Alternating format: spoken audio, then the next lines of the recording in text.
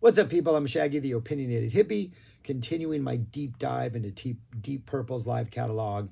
I am now on Deep Purple in concert. Um, Officially released in 1980, but only in the UK. Um, I never came across it, or if I did ever come across it in like used record bins scrounging in the day, I either never came across it or I passed it up like a fool. And I did not get it until it was released in the US in 2001.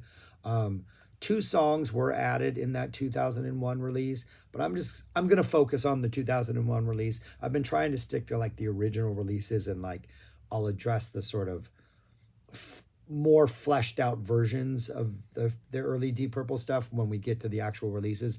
But in this case, I'm going to cheat because the difference is two songs were added in 2001, and then like stage chatter was added, which is not needed. So even though the song lengths, like the disc lengths, are generally longer, it's because of studio chatter, um, which we don't need. But I don't think there's any like additional music other than the two songs. We get material from 1970, BBC performance in February of 70, and then we get, I think, in the 2001 version, the complete show from March 9th, 1972. This is the Mark II lineup. Um, uh, the 70 stuff, which is the first disc, which is the first LP, four songs. Opens up with Speed King, which is just absolutely fantastic. Just like a minute and a half of them messing around for a while, a lot of John Lord intro, and we drop into a really just well tuned, aggressive, sounds like everybody's having a good time, awesome performance of Speed King. But it knowing what comes next and knowing what the shortest of the next three songs is 10 minutes long. It almost just feels like a warm up. It almost feels like a sound check. It almost feels like a chef who has just like sharpened all of his like knives, and he's just kind of messing around with things before he cooks the actual meal, just like maybe doing like the mise en place. This is like we're just preparing things. We're not actually cooking yet. We're getting things ready, because what comes after this is just ridiculous. Um, on the original release, they switched Ring That Neck and Child in Time, obviously to fit it on the side of an LP, as Ring That Neck is 18 minutes long and Child in Time is only 10. The original performance, which they fixed in 2001 on the CD, is they put Child in Time second where it belongs. So I'm going to go in that order. Child in Time is just blisteringly perfect. It's about the same length as the studio version. Blackmore solo is just absolute perfection. It does exactly what you want him to do, just blistering, beautiful. Ian's yelling at the end is just, he's having a great time. His singing, his screaming is just bringing out those like the agony at the end of the song. It's a perfect Child in Time. It's absolutely fantastic. But even this just seems like child's play to what we're going to get for the next 36 minutes. If you don't like Richie Blackmore's guitar playing, you're going to hate the next 36 minutes. But if you like Richie Blackmore's guitar playing, it's an orgy of Blackmore shredding. Ring That Neck follows Child in Time.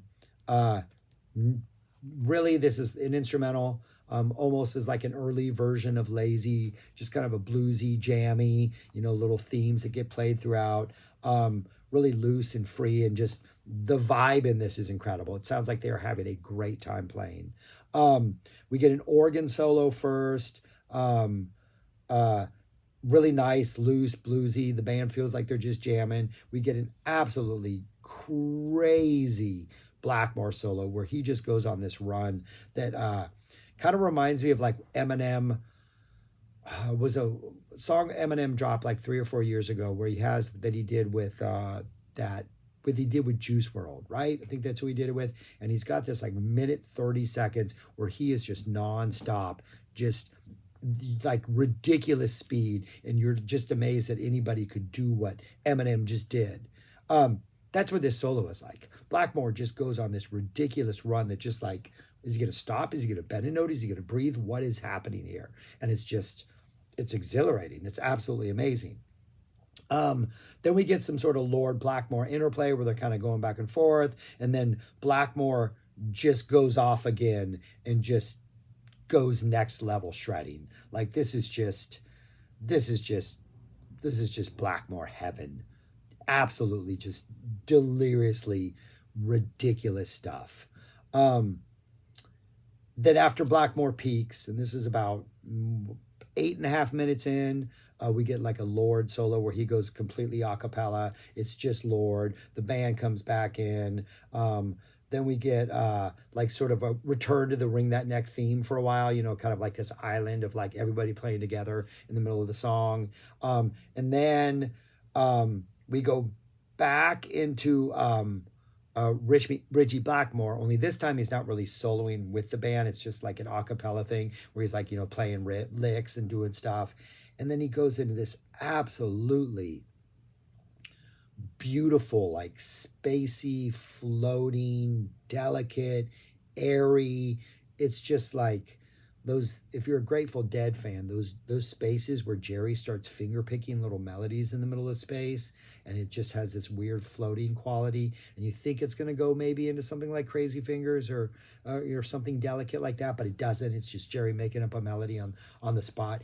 That's what this Ring That Neck has. It just floats, and then it just builds, and it goes into just this absolutely epic Richie Blackmore solo to like climax the song. It is hard rock at its indulgent best, I wrote in my notes. And then after that, we get Mandrake Root. And maybe this is better than Ring That Neck. I don't know. It's more absolute ridiculous jamming. Only we get like a 6-minute John Lord organ solo to start things off that's just absolutely ridiculous and blistering, and the band sounds like it is having a great time, and the groove is sick, and Glover's bass is sick, and Pace on drums is sick, and just this band is like they're just locked in together.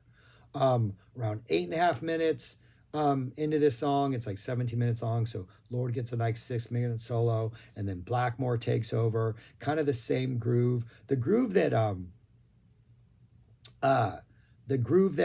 Lord is playing early on. We kind of return to that.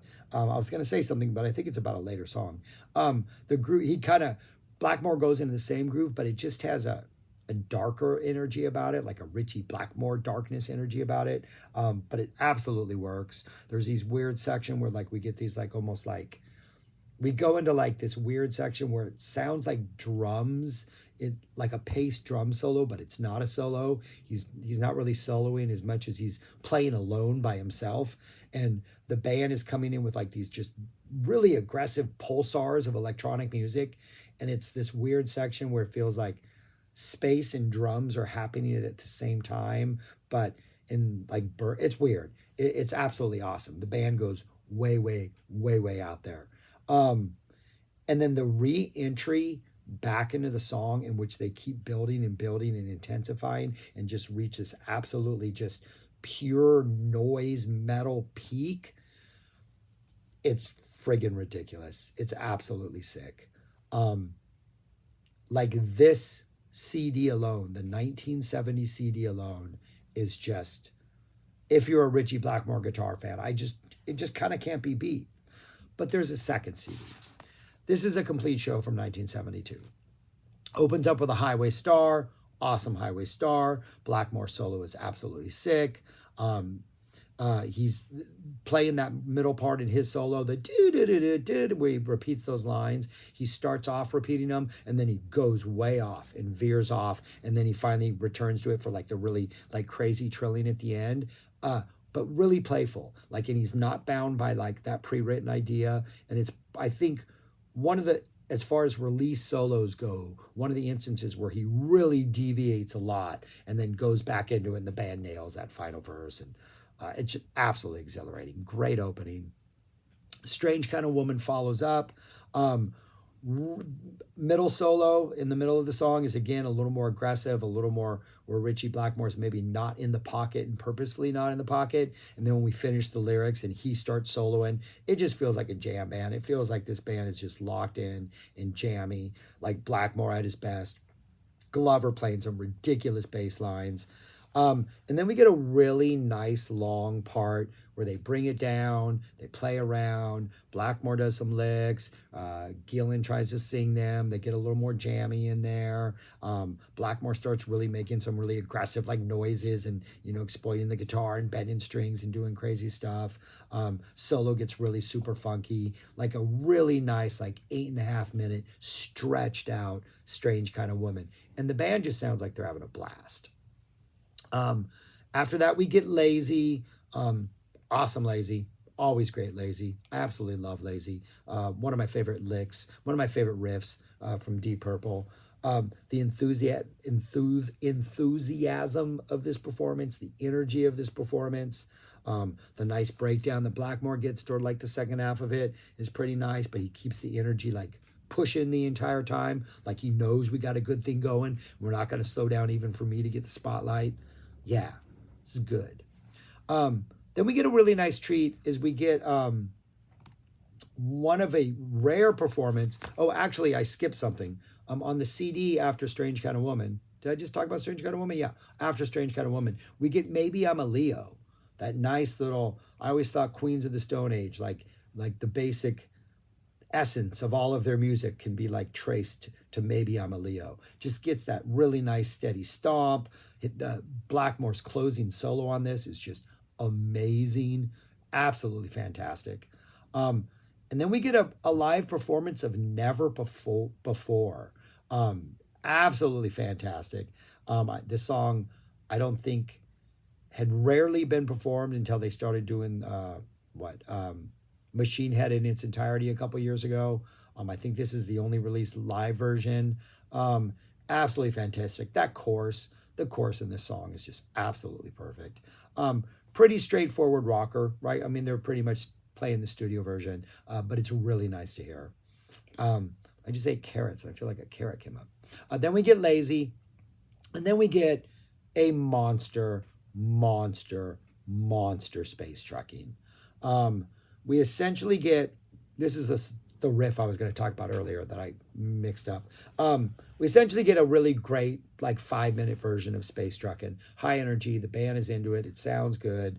And then as soon as that 5 minutes is up, it's like, okay, we're going to jam. We're going to jam for 15 minutes. That's what we're going to do. We're just going to pretend to end this song, go right into a jam. And when I first started listening to Live in Japan, it just seemed so like unnecessarily, and it didn't feel organic to the song, and they're just adding on this jam. And then I came to appreciate the jam. And then I listened to this and I'm just like, yeah, man, don't even play Space Truckin', just jam. Like this stuff is amazing. So the bass energy when they go into the jam section, John Lord gets his solo first, and it is a very psychedelic, like almost flirting with an 8 Miles High, Dukes of Stratosphere. I think it's is it Your Shiny Cage, that song, that really hyper psych bass energy. So it gives this whole thing like a psychedelic feel, hardcore psychedelic feel. We get a really nice long, like 5-minute John Lord solo with all the noises he does. And then about the 11-minute mark, we go into the Richie Blackmore solo, kind of chaotic energy, starts doing a lot of noises and bendings and really using the fact that his instrument is a guitar. Just absolutely amazing stuff. It gets trippy, it gets heavy, it gets weird. We get psych towards the end. Again, Richie Blackmore's leaning into the psych energy that the bass is bringing. We kind of leave that bass motif for a while during Richie's solo, and then we bring it back in the end, and things just start to get crazier and intensify more. But yeah, like Blackmore's going for almost a complete 10 minutes, just absolute jamming, crazy guitar playing, magnificent. Yeah, absolutely fantastic. On the CD, we then get Smoke on the Water, which should have been earlier in the set. I think it was actually after Never Before, Maybe it was after Lazy. I think it was before Lazy. Fine Smoke on the Water. Sounds great. Sounds good. Band sounds like they're having a good time playing this. And then the encore feels just kind of like a generic, hey, let's do an old rock number. Like Lucille. Seems like, I've seen many rock bands who they throw some like 50s cover at the end and they kind of jam out to it. And it's like fun at the time, but not something I need to listen to that often. But yeah, ridiculous. Child in Time, a perfect version of that. Wring That Neck, Blackmore Heaven. Mandrake Group, Blackmore Heaven, and Lord Heaven, and the entire band Heaven. The entire 72 show, absolutely amazing. Maybe I'm a Leo, great to hear that live. Never before, love that song. Space Truckin'. I think I might like this jam version better than Made in Japan's version.